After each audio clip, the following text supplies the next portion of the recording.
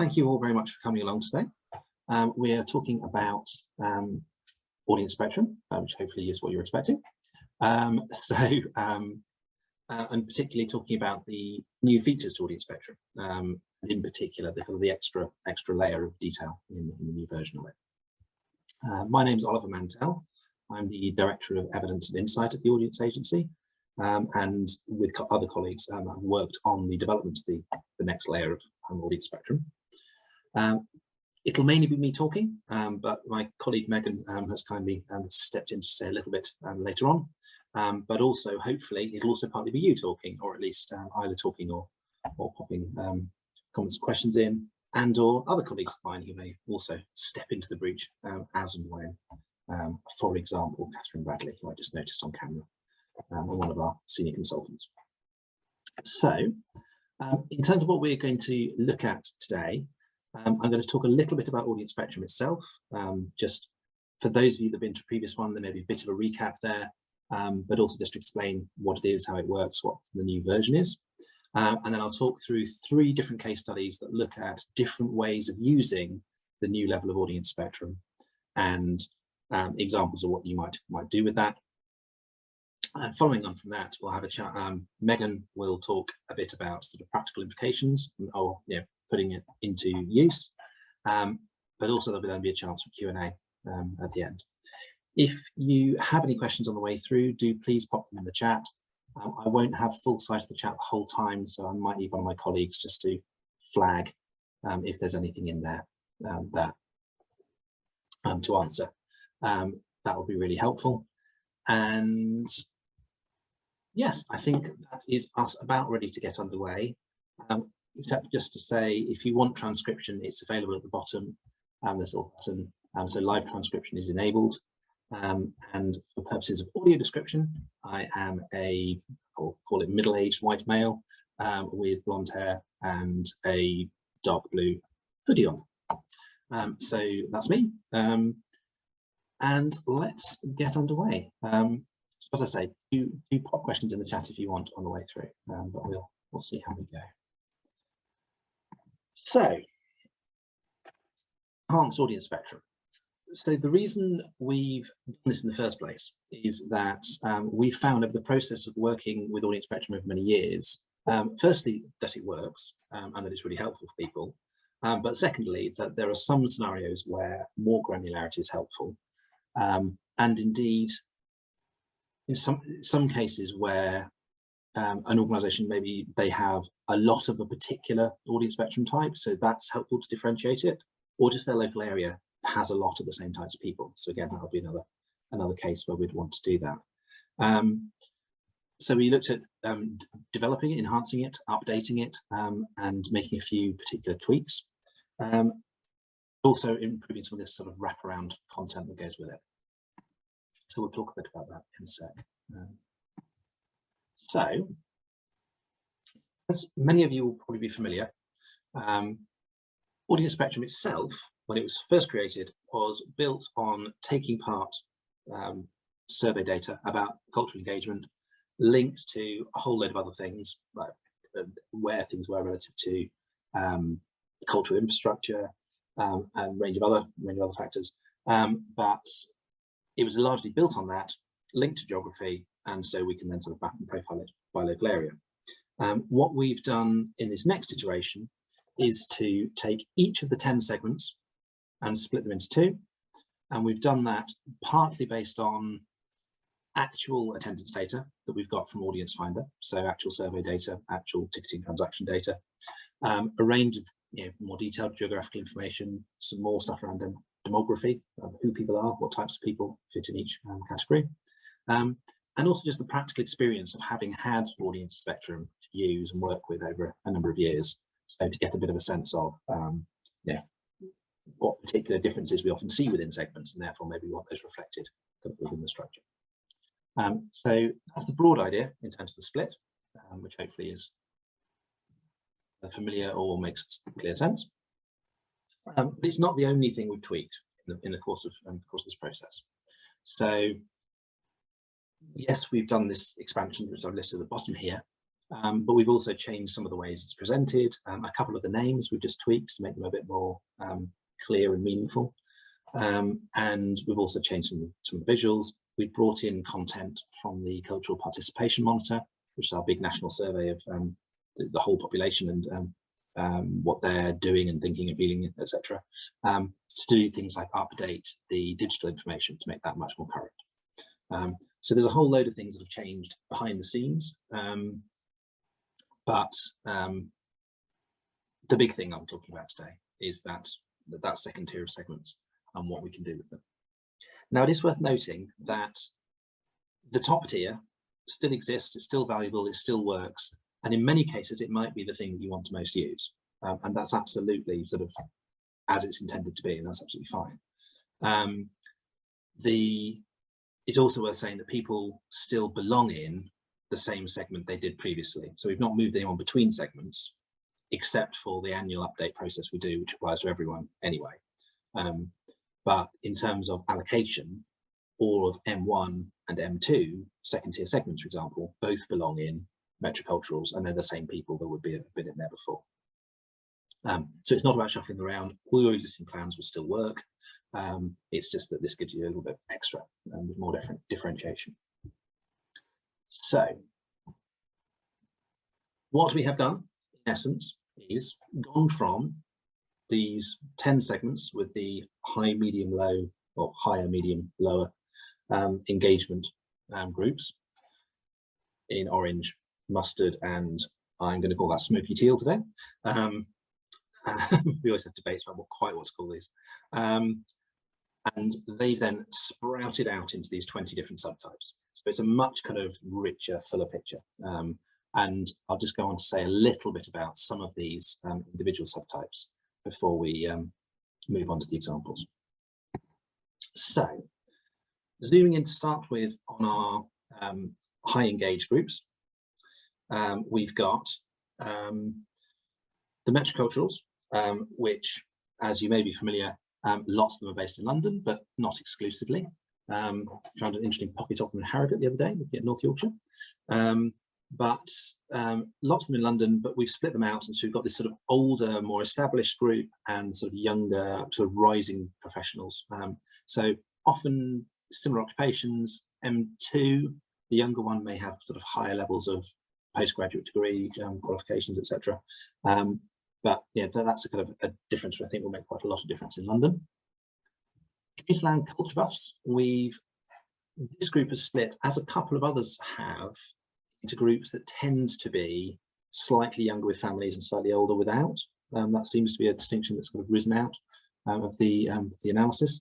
And we'll talk about those a bit more in a sec, particularly in terms of their engagement with dance. But you know, we have this sort of wealthy empty nesters, we say, sort of on average, they're more likely to have had their children leave home. It's not that they definitely won't have any children at home, but on average, they're in that direction. Then those that came to our previous event, where I was talking with great enthusiasm about my hometown of Sheffield, or adopted hometown of Sheffield, I was looking at the museum audiences and showing that the experience seekers behave very differently depending whether they were the E1 group, where they tend to be a little bit older, a bit more settled, more likely to have children, live in the suburbs, and the E2 group, which is much more sort of closer to where the universities are, much more prioritising kind of the contemporary art offer as opposed to the kind of local history offer, and that they lived in those particular pockets around the city as well. So that's the kind of the big split in terms of experience seekers.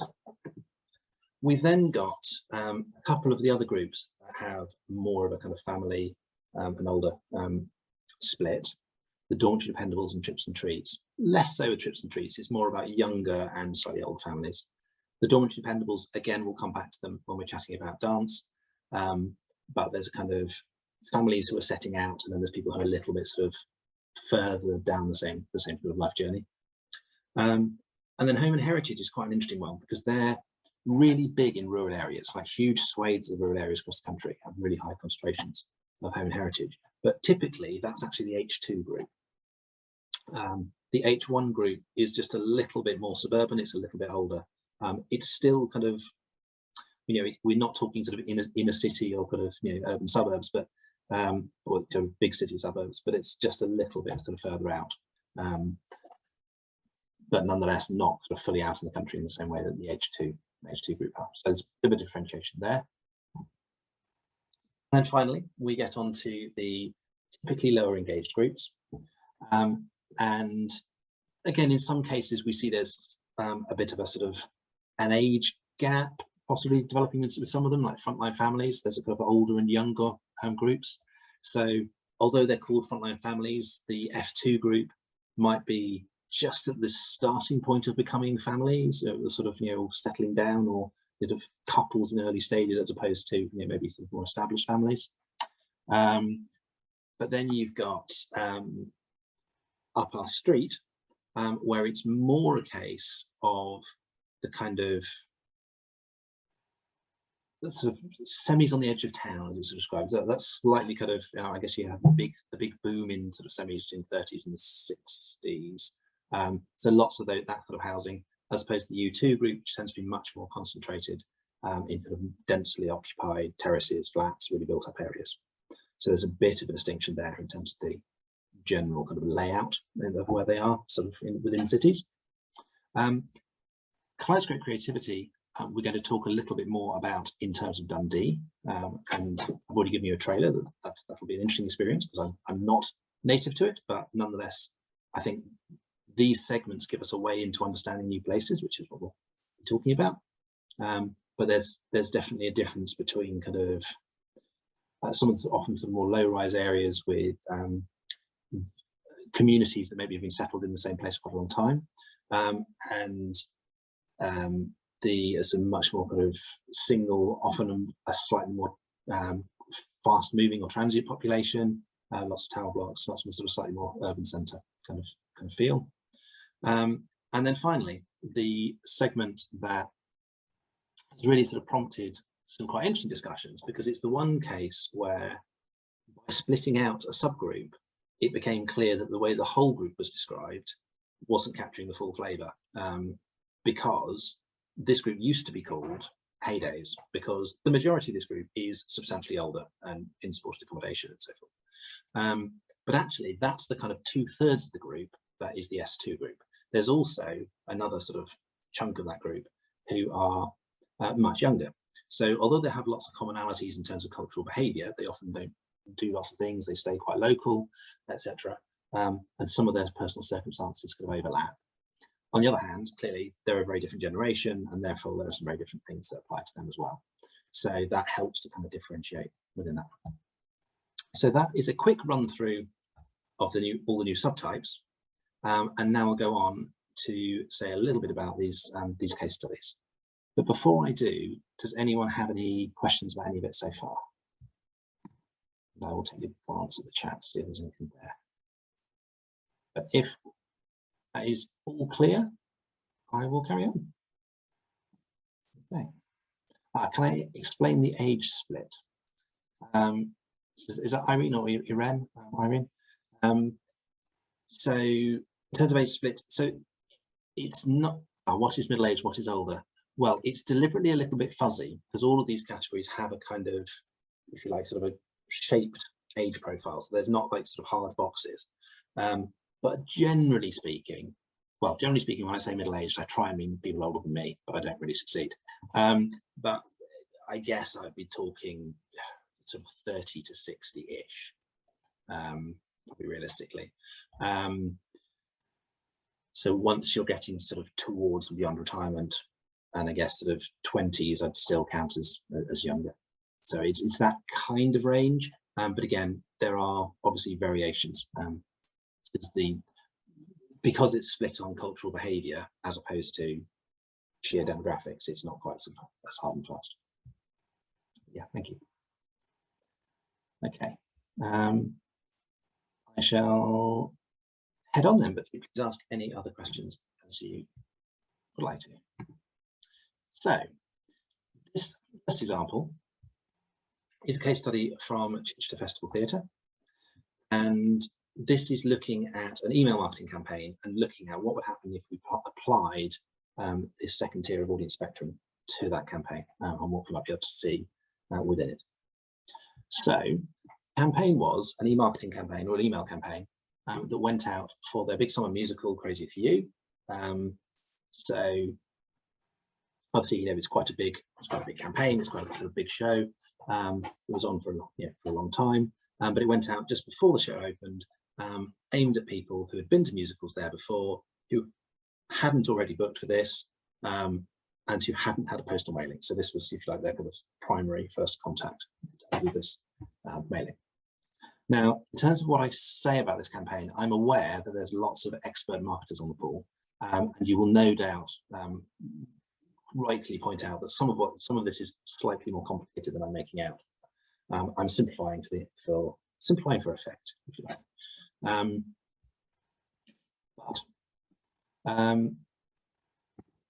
Just to say a little note for later, I'll briefly talk about the book now bit. So right at the top of the mailing, there was the kind of, this is what it is, now click here to book. But then there was also a trailer with a kind of watch now button at the bottom. So they could either go through straight into the booking process, or obviously, you know, some more enriched content, essentially. And we'll talk a little bit about that. But essentially, the process that's going on here is email sent out to those people. Some of them open it. Some of those that open it actually interact with it in some way. They click on it.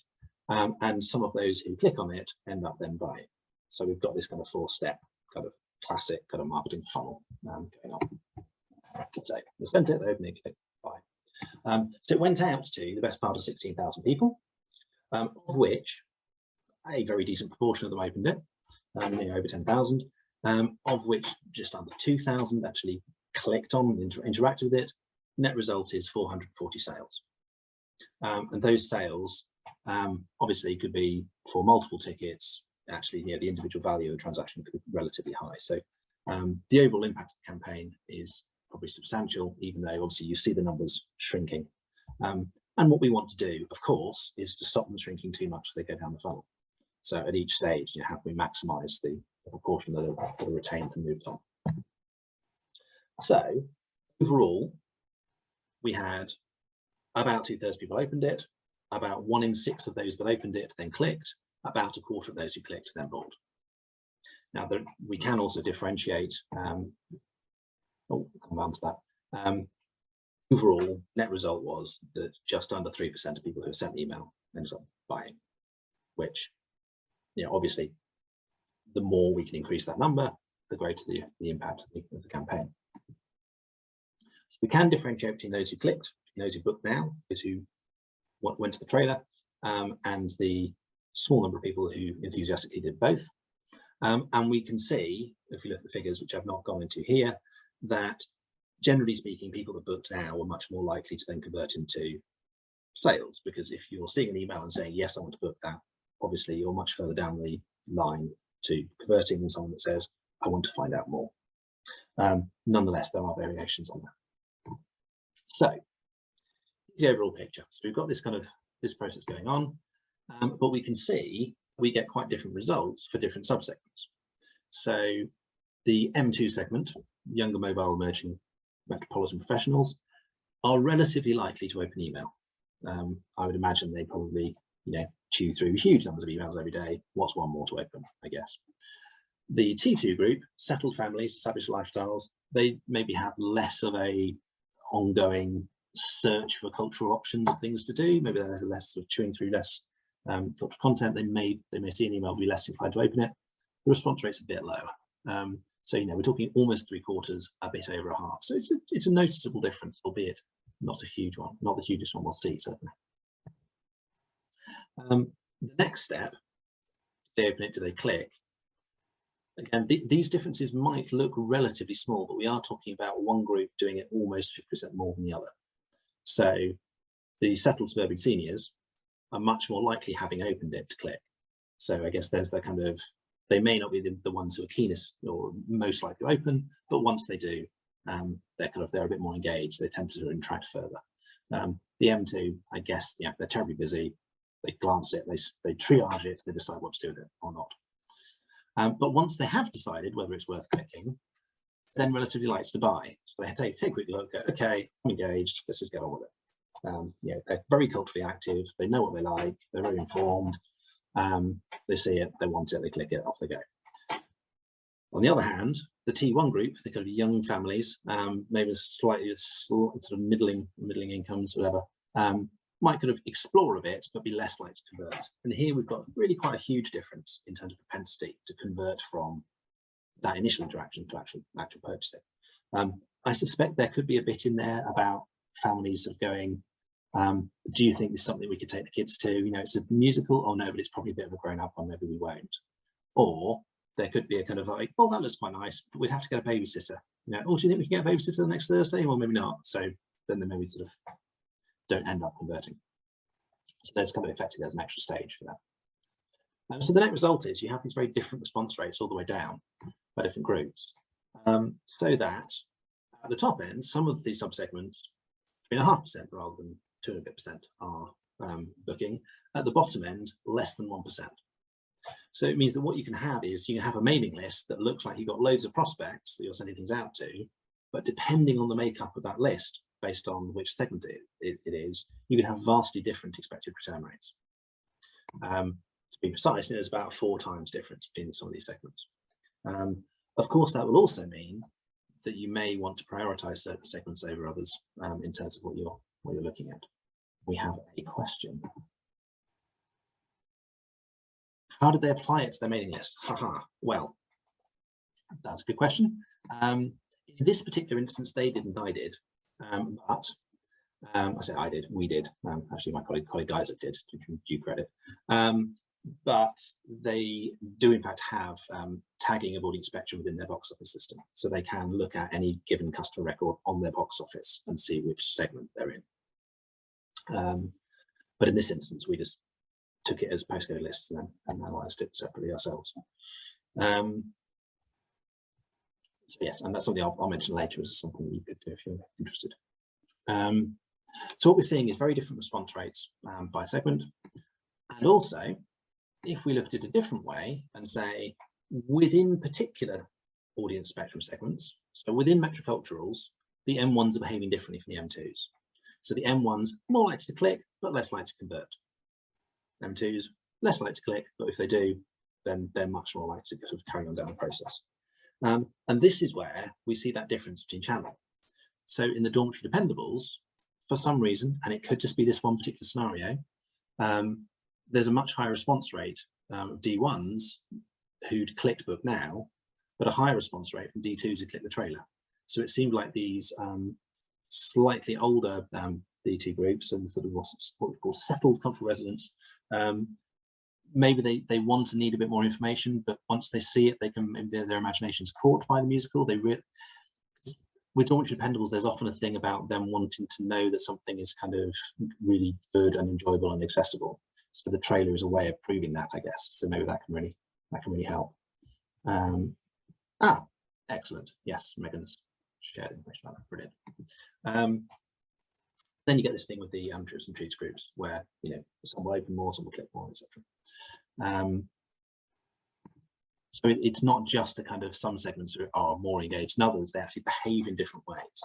And of course, once we know that different segments behave in different ways, we can start to think about, if you'll forgive me mixing my metaphors horribly, where the bottlenecks are in the funnel. So are there particular points that for a given segment or subsegment, there seems to be a barrier to them getting through to the next stage, but if you can deal with that, then you've got, you know, different prospects later on. So we ought to be clear, it is one email campaign to a particular targeted set of people at a particular moment in time, a particular venue, particular product. So I'm not trying to generalize to say these subsegments are like this or do this as a routine matter, but it's more to say that this kind of approach can let you find out more about your audiences within these groups and how over time you can see how they tend to consistently behave. Do you regularly see certain people liking video more? Do you regularly see certain people having a higher open rate, etc. Which is useful for a range of reasons, I think. One is that you can just simply have different expectations. If you know that different lists of people behave differently, if you like, your sense of what was a good email campaign, what was effective, will be different for those different people. You can choose which to target, but also you can target them by doing things differently based on their different behaviors. And you can differentiate an A/B test and that kind of thing. And then finally, you can really look through the process and say, this group, you know, it's really hard to capture their attention to get them to open the email in the first place, but once they do, they really convert. So what's going on there? Why is that happening? Is it about a particular type of product or particular title or image or time of day? You know, what's the barrier for that? And you can really focus on that as the issue, knowing that once you get them that bit down the funnel, the rest of it looks like it works quite well for them. So there we are. That's scenario one. That's the sort of first case study. The other two will be shorter. You'll be delighted to hear. Not least, we won't be here all afternoon. Hopefully this gives a bit of a flavour of what you can do. So the second example is looking at what art forms different subsegments do engage in. And here we had a bit of a sort of embarrassment of riches, really, because I was working from audience finder data, and obviously we've got huge numbers of transactions from hundreds of venues in there. So I wanted to try and narrow it down as far as possible to really kind of focus the question in on something in particular. So in this instance, I said, okay, let's just look at dance, and we'll just look at two of the segments. So community land culture buffs, dormitory dependables, and we'll look to see what the behaviours are around dance for these two segments. And I didn't choose these two segments by accident, because between them make up 39% of the overall dance audience in Audience Finder. You know, it's a really huge group, which kind of makes sense. They're very large segments in the population. They're also relatively culturally engaged or very highly culturally engaged. So you'd expect them to be present in large numbers. And even their subsegments, you know, individually are hitting kind of 10% of the whole audience. So they're key groups, but they behave slightly differently. And of course, dance is a broad heading that covers multiple different types of dance. And if we start to get into those different types of dance, we can see that different subsegments are engaging differently with those different types of dance. So it's not enough just to say it's a dance event, community land culture buffs like dance, they'll engage with it, or even it's this particular subtype of dance, because it depends on which type of community land culture buffs they have or which type of dormitory dependables they have. For example, this is showing 6 of the 13 different types of dance that we've got available. I decided to spare you, ballroom and Latin and jazz and so forth. But so these 6 are shown here with each of the subsegments shown, going from high to low, with these 2 particular subsegments highlighted. So community land culture buffs 1 in purple, community land culture buffs 2 in green. And what jumps out immediately, if you look at this, is that they're both top half for everything. So the general thing about community land culture buffs, do dance, like dance, yes, it holds true. But different types of dance appeal more or less to different groups. So you can see street dance, hip hop, community and amateur dance, and youth dance. So lots of the sort of, I guess, more modern, more participatory types of dance. Maybe things that also appeal possibly to a wider family audience. It's the C1 group with more families in it who are higher of the 2. Not hugely in terms of actual proportion of the whole audience, but higher. If you then look at the others, we've got quite an interesting trio here: traditional ballet, and contemporary dance. So they could have, you can see they could have bridged one to the other. So traditional ballet, contemporary dance, contemporary ballet, so somewhere in between. And across all of them, there is a very clear picture that, yes, they both engage substantially, but the C2 group are very much higher, indeed, than any of the other subgroups in terms of these, which makes total sense. We know community land culture buffs will tend to be interested in sort of traditional so-called high arts. They're interested in things which are very sort of, if you like, art identified and artsy. They're kind of, they don't just have traditional taste, they have sort of contemporary taste, but it's all about, kind of like sort of prestige, quality product, etc. And a lot of that will then fit into them being really keen on things like traditional ballet, contemporary dance. but it's also the amount that they're higher, I think, is significant. It's not just the kind of they're the top ranked. It's that they're sort of getting on for 10% higher in terms of the proportion of the audience compared to the C1 group. So if you're looking at a show thinking, oh, this might appeal to community land culture buffs, I've got lots on my mailing list, I'll target these people. Depending which type you've got, you'd expect a very different response rate.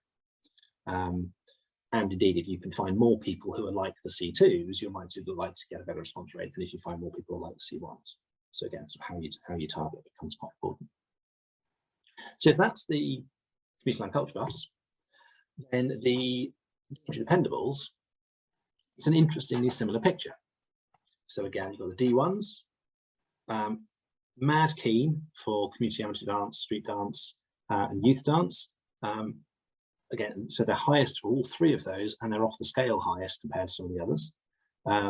Partly it's a big group, but it's notable just how much more it is for those than for other things.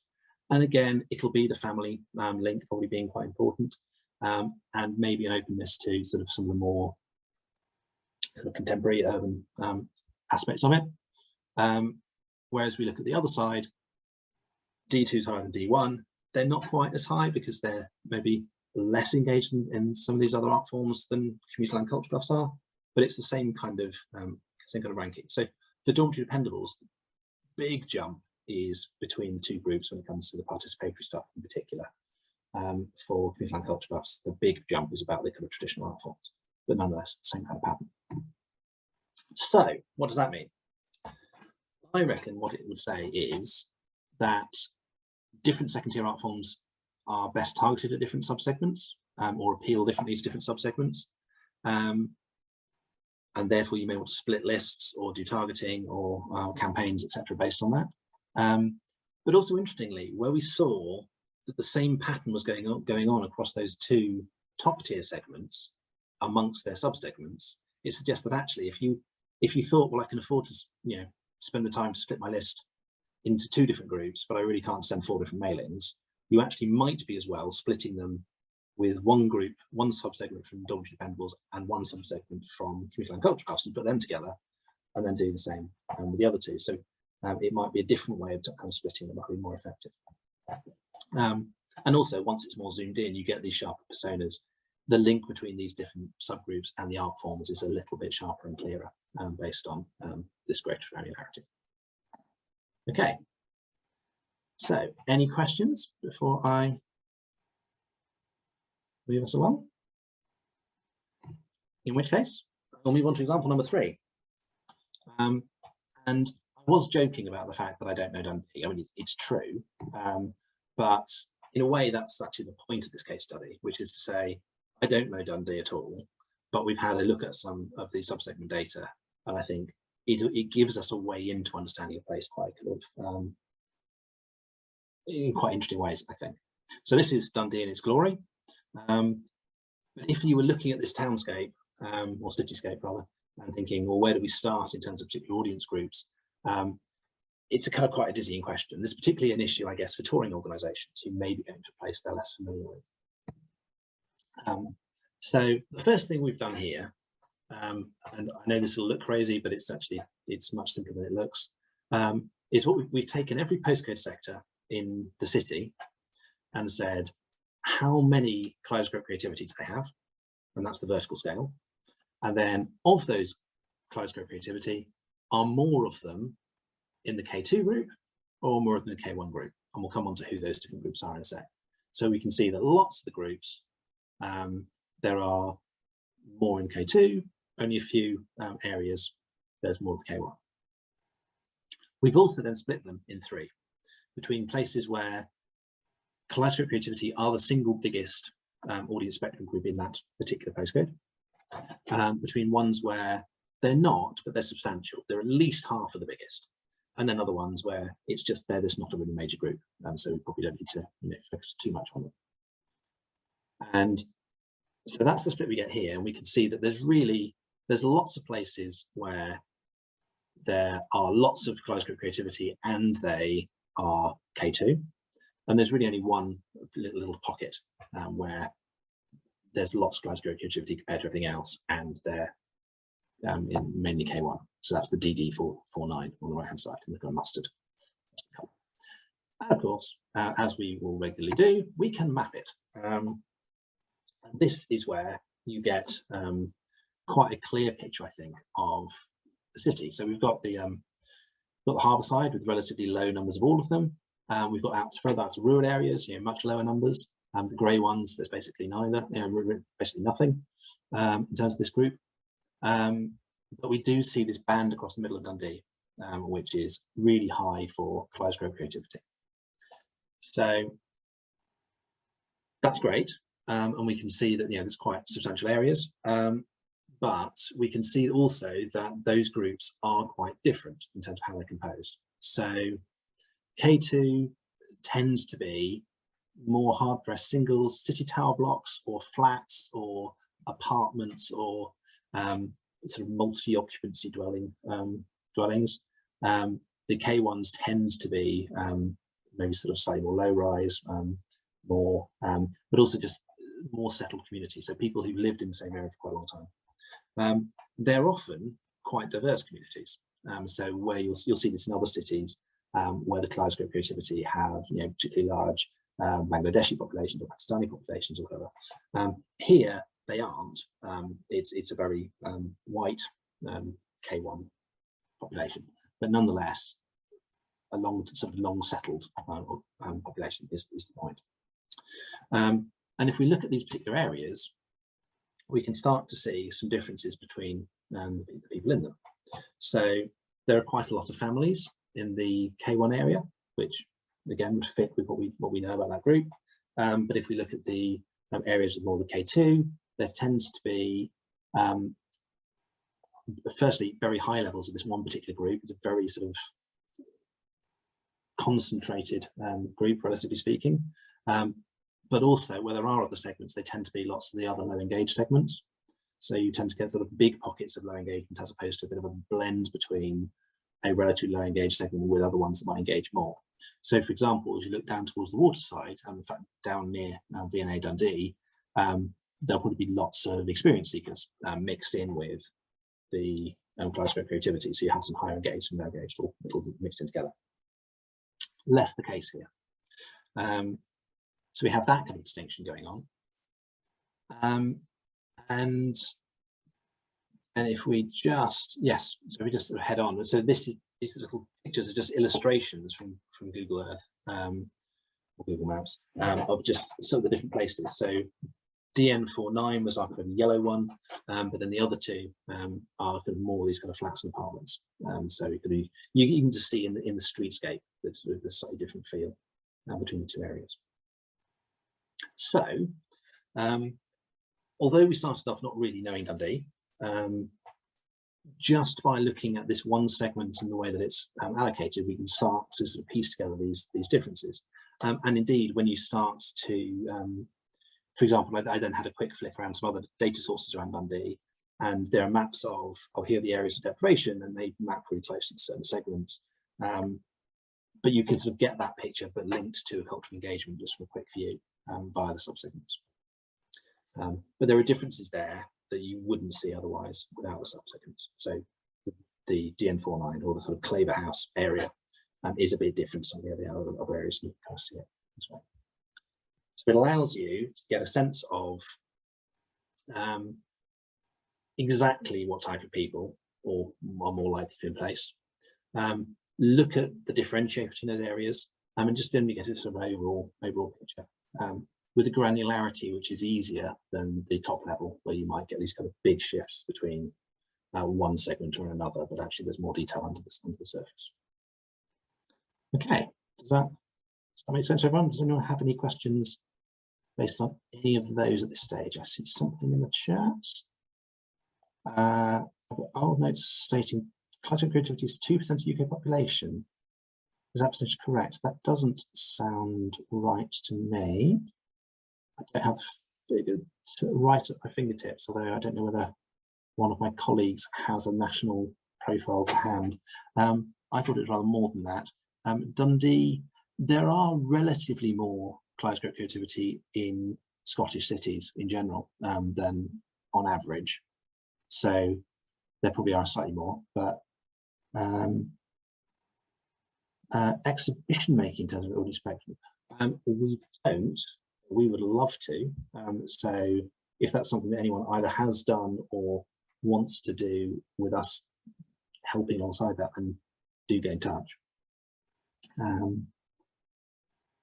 So yes, so if one of my colleagues could find the national prize for creativity figure and just pop it in the chat, that'd be handy. But I would say what I think it is, but I'll only be wrong. So when I say later, it's exactly what I thought. You'll have to believe me. So. Sorry, Ollie. Yeah, it's about more like 9% in the UK. I'll put it in the chat as well. But yeah, I was actually going to say 8, but yeah, okay.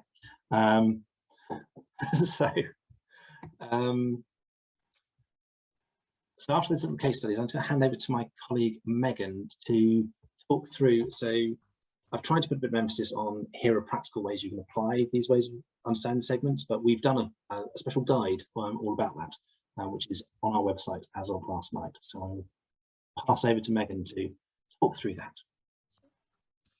Hi everyone, lovely to see you. My name's Megan. I'm in the Audience Finder service team here at the Audience Agency. I think one of my colleagues, Rosanna, is here as well, so there's a few of us around. For audio description purposes, I'm a white woman. I've got shoulder length dark brown hair and I'm wearing a blue and white stripy top today. Yeah, so what we've done as a team is just to have a little think about the kind of really practical implications of audience spectrum, particularly the new subsegmentation. A number of us in the team are from a diverse mix of arts marketing backgrounds ourselves. So we just had a bit of a think about if we were still in some of our former roles, working in venues and working for touring companies, etc., what we might do with this. So this is not for a second saying that you should do all of this. It's just a few ideas that we're just going to chuck out there and hopefully might start some thought processes rolling for you and you're thinking about it. Could we shut on to the next slide, Ollie, if you don't mind? Lovely. Great. So the first one we've got on there, which links really nicely to the link that I see my colleague Catherine's just dropped in the chat, is to get really familiar with the audience spectrum segments and the profiles, and reading about them on the website is fantastic, but I would say it's really good if you can ideally get together as a team and do it as a team exercise, and get really personal looking at those personas. We did it actually as a team a couple of weeks ago at our away day in Manchester, and we thought we need the segments, and then we spent a bit of time really getting into it and presenting it back to our colleagues and giving these people names and jobs and family setups and lifestyles and all the rest of it, and really creating a person, giving them a name essentially, which really helps with that whole stepping into somebody else's shoes idea, which is of course what we as marketers are trying to do all the time. How can we get into someone else's world and work out what's really going to be appealing and interesting to them. So that's tip number one. Tip number two is to have a look at potentially who you're not reaching at the moment. It's worth saying that this new audience spectrum subsegmentation is available to you in the Audience Finder data tools, particularly in Audience Finder Answers and in Show Stats. So if you want to go and look at your data, if you're contributing ticket data, if you're running a survey, it's there for you. Your data is there broken down. And go and have a look at it. You'll always get a comparison in there to your catchment area as well, so you can start saying, oh, where are we over and under representing, and then sort of think about how you might choose to reach some of those underrepresented segments. I guess we'd always say don't try and do them all, pick one or two that are a really good key target for you, and think about how the ways to reach those profiles are going to really help you with that. They're really detailed. There's loads of good stuff there about how to reach people. And one thing that we've kind of really really kind of stands out here is there might be opportunities for partnerships as well. You may not be reaching these people at the moment, so you may need to think about who to partner with locally to reach them. There's mapping tools as well, so if you're not reaching those segments already, you can have a look at a map and see where they might be. Thinking about maybe a targeted Facebook campaign, geo-targeted campaign, or some leaflet distribution, or some outdoor advertising, all that bread and butter stuff. There are tools there that will help you see what's going on there. Number 3 is have a look at some, get really detailed, looking at your ticket sales and your data. Some people may be doing this already through your own box offices, but you can look, in Audience Finder, the data tools, you can use the tools to get a view of your audience across a year, but you can also, if you're so inclined, get quite granular using show stats, particularly because in show stats you can get down to production level. So you can start looking at what's my Christmas show audience versus my drama audience versus my gallery audience, etc., etc., etc. Show stats is really useful for venues as well as touring organisations. If there's any venues out there that are not familiar with what show stats might be able to offer, give us a shout and we're happy to have a chat. There's actually quite a lot of stuff there that you can do. To be completely honest, before I started working at the Audience Agency, I thought show stats was just for touring organisations, but the more I've learned, the more I've realised that's actually quite a lot of value there for venues to be able to do that production level comparisons. And show stats does provide you with the breakdown by subsegment as well, so dead useful for that. Number 4 is thinking about upselling. When you are doing your communications to audiences, pre-show emails, post-show emails, all that sort of stuff, having a real understanding of the subsegments and the kind of the way people live their lives could be really, really useful. Again, the profiles will give you a clue about, for example, people's economic situation. So you might say, oh, well, actually, we're going to really push our premium tickets or our pre-show dining or a drinks package or something like that is about increasing income. And having that understanding of who those people are, segmenting your database accordingly, using the right language is only going to help kind of maximize the spend per head and get the most out of the kind of email marketing you do. Number 5 is thinking about fundraising potentially as well. Something that might be of interest you may or may not be aware of is that each of those audience spectrum profiles includes some information about people's philanthropy habits, whether they're likely to become donors, whether they are donors, how much they're likely to donate. So you can have a look at your who you're currently reaching, who have you currently got a relationship, who are the your kind of top segments. Maybe these could be people we could target for a fundraising campaign, and get some clues about what sort of messaging is going to be for them. For example, I hope I'm right in this, but I think experience seekers are quite warm to the idea of donating to arts and cultural organisations, but they're not necessarily going to have a lot of spare cash. So perhaps you might want to pitch the ask a little bit lower for an experience seekers crowd versus a dormitory dependents crowd, for example, or a metroculturals crowd who maybe have a bit more cash to flash your way. But it just gives you the kind of clues about messaging, who's likely to donate, where the kind of warm spots are for approaching donors, really. So that's a really, really quick bullet point ideas. I say we just canvassed the team for these 5 ideas, and 5 of us came back with these 5 thoughts. There's a link there to an article on our website which gives much more detail, the kind of practical 1, 2, 3, 4 steps for each of those. So if any of those ideas have sparked and thought, oh, we could do that, please do go have a look at that article, follow the steps, see you get on.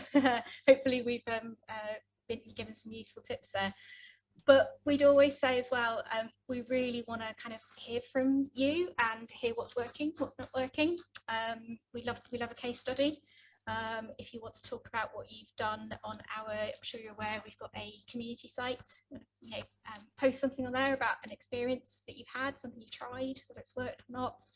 I'd love to hear from you. And just to wrap up by saying as well, if any of this has sounded like massively like, oh, I don't even know where to start with this. I don't really know how to find my data in Audience Finder. How do I get my segmentation of my audiences? We're really happy to have one-to-one conversations with anybody, anytime. We can do screen sharings, look at your data, look at what's going on there, and perhaps just kind of get you familiar with using the data tools as well, point you in the right direction of where you can find that information and start that process off. Oh, are there any tips for organisations that don't sell tickets? Yes, it's a simple answer. We can obviously, if you're doing a, off the top of my head here, if you're doing an audience finder survey, you'll get a breakdown of your audience's subsegments based on survey responses. You can also do some bespoke reporting with us as well, looking at the area that you're working within as well, and we do profiles of that area for you. So yes, there is, but also come and have a chat with us individually as well, if that'd be helpful. I think that's me. I think I'll wrap up. No, thank you very much, Megan. And just to add from my perspective in terms of that last question, all of the information that's about populations in various particular areas and so forth can all be used, regardless of whether you have your own box office data, of course. But you can also profile postcode lists if you've got lists you're collecting in other ways. Obviously, free events, it depends if they're if you're doing survey feedbacks or you're collecting data. In some instances, maybe not so much for outdoor events, but people might collect gift aid postcodes, for example, at museums, even if they're not sort of box officing everything. So there are different ways around.